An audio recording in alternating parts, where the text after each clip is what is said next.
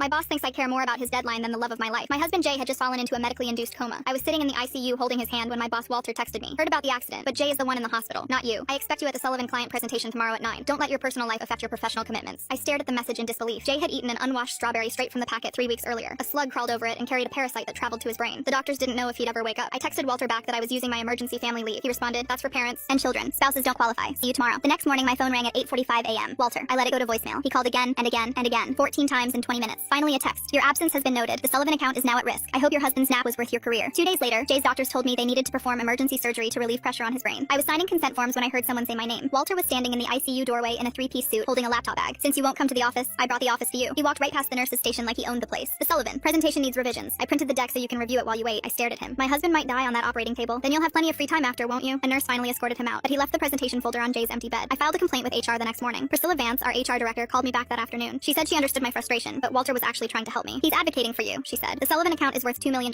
If it falls through because of your absence, the company will have grounds to terminate you. Walter is trying to prevent that." She suggested I work remotely from the hospital. "Jay's in a coma," I said. "It's not like he needs you to be present and conscious, right? You can answer emails while sitting with him. Multitask." I hung up on her. 3 days later, Jay was out of surgery but still unconscious. I hadn't slept more than 2 hours at a time in over a week. I was in the hospital cafeteria getting coffee when I checked my email. There was a message from Walter marked urgent. "Your continued absence has resulted in the loss of the Sullivan account. Per company policy, employees responsible for account losses exceeding $500K are subject to immediate review. HR will be in contact regarding next steps." The next day, I got a termination letter. "Due to extended unauthorized absence and failure to meet critical client obligations, your employment has been terminated effective immediately. Your benefits will end in 48 hours." I was sitting next to my comatose husband, reading that I was about to lose our health insurance. The insurance that was paying for his ICU bed, his brain surgery, his ventilator. I called Priscilla sobbing. "Please, my husband will die without this insurance. Please." She said her hands were tied. The termination was already processed, but she could offer me COBRA continuation at $1,800 a month. "Given your situation, you might also want to look into Medicaid." That night, I couldn't stop shaking. My mother-in-law Sally found me hyperventilating in the hospital bathroom. She sat me down, gave me water, and asked me to tell her everything from the beginning. I showed her every text, every email, every voicemail. She didn't say a word until I finished. Then she picked up her phone and made one call. The next morning, a man in a gray suit showed up at my hospital room. He introduced himself as Douglas Keller, Sally's best friend's husband, employment attorney, exposed 3 Fortune 500 companies for labor violations. I told him my story in 15 minutes. He recorded everything. When I finished, he literally started laughing, clutching his stomach. I used to dream of cases like this. Walter's denial was illegal. The termination was illegal. And cutting your insurance while your husband is on life support? He shook his head. I haven't seen a slam dunk of evidence like this since the Diddy case. By noon, he had filed an emergency injunction to reinstate my insurance. By 3 p.m., he had drafted a lawsuit for wrongful termination, insurance fraud, and intentional infliction of emotional distress. At 4:40, I walked into my office building with Douglas by my side. We went directly to the 3rd floor conference room where Walter was presenting to 12 senior managers. Douglas opened the door without knocking. Walter stopped mid-sentence. "Excuse me, we're in a meeting." He saw me. His face flickered. "Security will escort you out. You don't work here anymore." Douglas walked straight up to Walter and handed him the papers in front of everyone. Walter looked down at the first page. The room went silent. His face went white. He looked at me, then back at the number. $3.2 million.